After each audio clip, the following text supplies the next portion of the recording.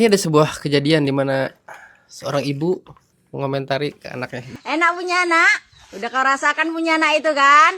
Makanya kalau mamamu itu ngomong itu kau dengerin. Seharusnya kau masih enak sekolah sama kawan-kawanmu, masih enak main. Ini enggak, sibuk kau minta nikah. Kau rasakan lah itu punya anak itu ya. Kau kenapa nangis? Nah, jadi kalau capek itu mau kayak mana? Kan udah mama bilang, sekolah dulu kak bagus-bagus. Ini enggak, sibuk mau nikah. Kayak gitu capek kan? Nyuci piring sambil gendong anak. Makanya kalau dibilangin mamanya itu nurut. Nggak didengarkan ngomongan orang tua. Ada dua fenomena. Pertama, si orang tuanya tetap nikahin anaknya, tapi setelah nikah anaknya digituin. Atau mungkin juga anaknya dulu kekeh ya, pengen nikah muda. Sebenarnya orang tuanya juga nggak harus terus-terusan menyalahkan ya, karena udah kejadian gitu. Jadi menyalahkan anak dalam situasi yang seperti ini tuh ya karena ego gitu. Jadi bayangkan si anak itu melakukan kesalahan karena memang terlalu bocil gitu, terlalu bocil kepengaruhan, ayo kita nikah, diiming-imingi dan sebagainya, dan ya namanya juga bocil, belum berpengalaman dalam kehidupan. Dia melakukan kesalahan dan dia sudah dapat akibatnya. Dia sudah dapat hukumannya, yaitu nangis-nangis, capek-capek, sambil gendong anak, dia melakukan aktivitas rumah tangga. Nah, itu tuh pada bagian itu tuh dia sudah dapat hukuman. Nah, jadi saran saya buat orang tuanya, yang ngebulinya sekali aja lah. Nah, kata mama juga kayak gitu. Nah, udah berhenti, tapi jangan terus-terusan diulang. Jadi karena si perempuannya itu dalam situasi itu bukan hanya pelaku, tapi dia juga adalah korban dari feodalisme masyarakat itu, dari patriarki masyarakat itu, mungkin dari bujuk rayu si laki-laki dan lain sebagainya gitu. Jadi ya dia salah, kita nggak mengabaikan kesalahan, ya dia salah, tapi dia sudah menerima hukuman itu, jadi nggak usah ditambah-tambahin juga, mendingan dibantu aja, dibantu ngurus anak gitu, dibantu ini ya namanya juga bocil. Itu kayak udah tahu hidup susah, terus kesalahan masa lalu itu diungkit terus kali. Iya, nah kayak gitu kan, itu ngeselin banget kan. Jadi ya udah mendingan sekarang karena sudah terjadi ya dukung saja si anaknya, dan semoga ke depan tidak terulang lagi. Jadi maksudnya untuk ngambil keputusan nanti punya anak lagi kapan, untuk ngambil keputusan apakah si laki-lakinya berkarir atau tidak, si perempuannya di rumah saja atau tidak, dan sebagainya. Untuk hal-hal yang berikutnya yang seperti itu, tolong diambil dengan kebijaksanaan. Jadi keputusannya tuh harus benar-benar bijak. Itu kesalahan dan kegagalan itu dianggap sebagai hal yang wajar sebagai seorang manusia. Nah, orang yang baik itu adalah belajar dari kesalahan itu, bangkit dari kesalahan, kemudian ya lakukan hal yang lebih baik lagi. Itu. Jadi dan si ibunya dan si orang tuanya harus bantu itu, bukan terus-terusan menyalahkan si anak karena nggak akan selesai. Ini fenomena anak nikah muda terus kelihatan susah kayak tadi ya, secara ini kayaknya kelihatan susah. Itu ngaruh banget sama ini nggak sih, kemiskinan? Ya, iya ngaruh. Karena ada juga ini satu lagi, saya mau nunjukin sebuah video, ini video dari Pak KDM. Sekolah lagi mau nggak? Kan udah nikah. Oh iya. Anak. Iya. Nengnya. Kok neng udah kawin? Aduh. Kalau laki. Oh. Ayo umur sabaran neng. 15. Semoga salaki. Udah. Salaki gawe. Belum. Terus ayo biaya rumah tangga saha? Nggak tahu. Nggak tahu. Astaga. Saleh mah jeung salaki. Ayo duit teh saha? Iya, pas bapak masih ada mah minta ke bapak. Mau minta ke bapak. Salaki teh gawe pisan.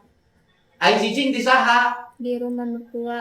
Hah? Di imah mertua. Di mertua. Dahar ti saha? Di mertua. Di mertua. Boga surat kawinna. Ada. Apa di bawah umur? Tapi surat yang dulu yang itu nyata gening pak, yang apa sih kayak yang palsunya teh. Surat nu palsuna. Iya, bukan surat beneran. Ah, suratnya surat naon? Yang suratnya nikah habe teh. Lain buku nikah lain. Keterangan di RT. Di bawah tangan. Oh. Ya warga Kades. Des.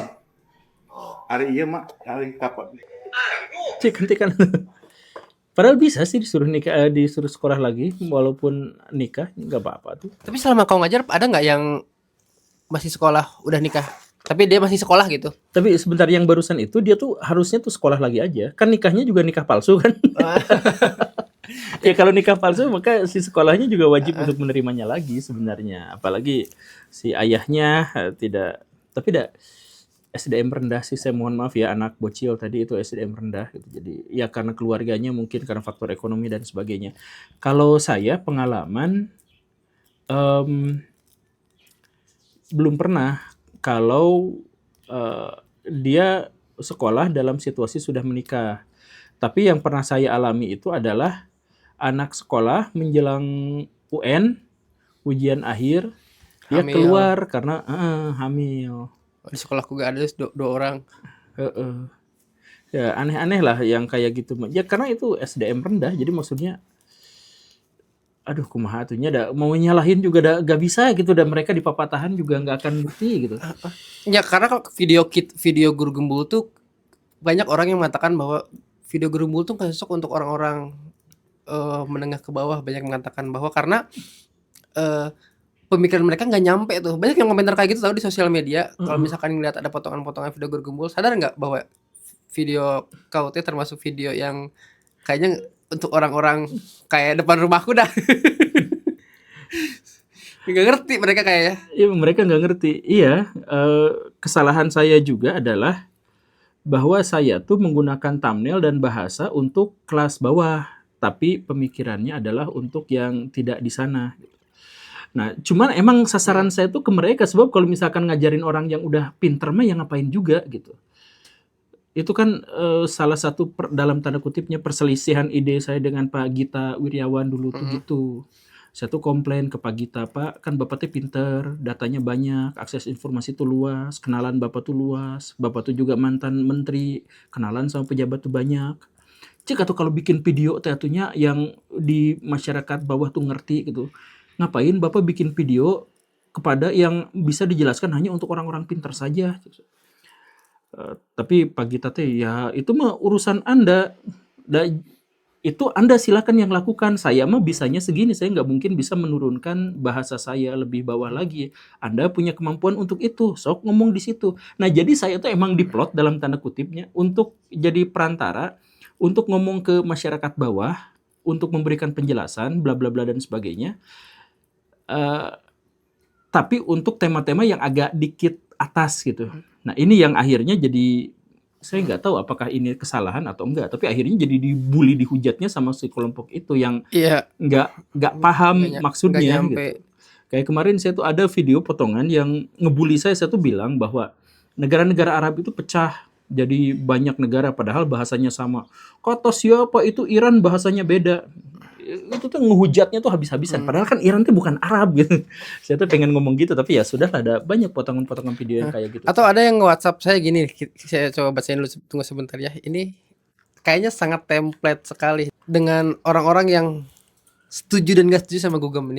Jujur Kang, saya agak kecewa dengan Guru Gembul akhir-akhir ini. Dulu saya respect kepada beliau karena giat mengkritik pesantren-pesantren yang sesat dan ulama yang jahat. Akan tetapi sekarang setelah beliau terkenal dan banyak orang yang mengikuti jejak beliau mengkritik ulama palsu, namun di TikTok, YouTube dan lain-lain malah menyalahkan rasis ke orang Jawa karena kebetulan oknum-oknum tersebut kebanyakan ada di Pulau Jawa.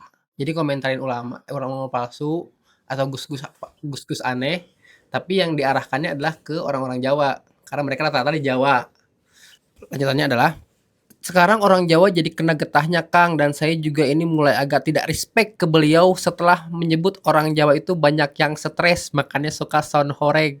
Padahal tidak semua dari kami seperti itu. Jujur Kang, saya sebagai orang Jawa tersakiti Kang melihat hal itu secara keseluruhan. Tapi saya tetap respect ke beliau sebagai seorang yang merubah hidup saya menjadi lebih rasional dan religius. Cuman akhir-akhir ini saya merasa kecewa banget.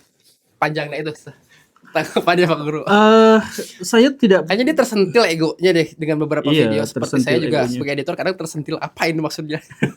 Enggak, pertama saya tuh gak berhenti mengkritik ulama. Tapi kritikan saya ulama juga maksudnya saya tuh mengkritik kalangan gereja juga iya saya kritik, pemerintah juga saya kritik. Nah termasuk juga orang Jawa saya kritik, ya saya puji orang Jawa, ya saya pernah muji ulama, ya. Ya ini mah bukan soal Jawa atau tidaknya, ini mah soal konteks perilakunya. Jadi kalau misalkan nih saya dianggap mengecewakan ketika mengatakan orang Jawa banyak yang stres karena dia banyak nonton Sonhoreg. Saya tuh pakai sumber. Silahkan cek sumbernya. Ada jurnalnya yang selalu saya pajang, ada bukunya yang selalu pajang di setiap pernyataan-pernyataan saya. Bahwa orang-orang yang suka dengan keramaian berlebihan itu biasanya adalah wujud pelepasan dan pelampiasan dari rasa stres, dari rasa kesepian, dari rasa tidak eksis. Nih, orang kaya raya yang sukses, yang bahagia, mereka tuh nggak pernah dugem. Yang dugem tuh, yang dia butuh bersenang-senang karena dia nggak senang. Orang yang bersenang-senang tuh orang yang nggak senang, wajar kan? Masuk akal nggak sih? Orang yang mencoba bersenang-senang dengan cara yang ekstrim itu adalah orang yang tidak senang. Kalau orang yang senang, ngapain dia mencoba bersenang-senang? Orang yang butuh pujian itu adalah orang yang tidak terpuji. Kalau orang yang setiap hari dipuji-puji, dia akan merendah. Itu mah logika sederhana dan ada bukunya. Nanti kalau misalkan mau di sini juga kita tampilkan bukunya. Tapi orang yang nanti bahas pas Sonhoreg gitu ya. Nah, orang yang suka dengan keramaian yang menggelegar-gelegar gitu, memang nggak semua. Saya juga bilangnya nggak semua.